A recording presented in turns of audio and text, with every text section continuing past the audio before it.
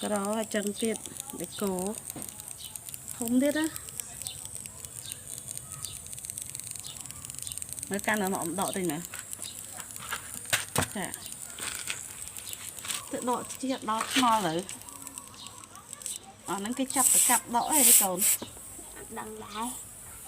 tôi may được cô đi thông món á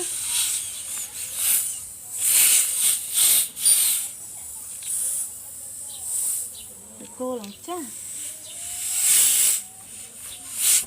miếng tập cặp tiết à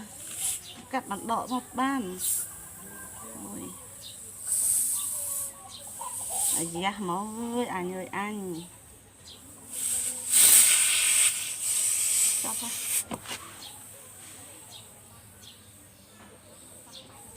một nửa ná đây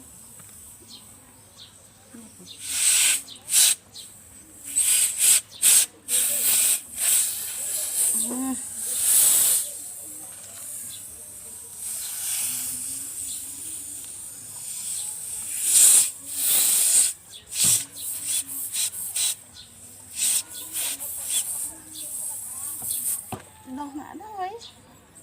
cái cô với cho vốn nè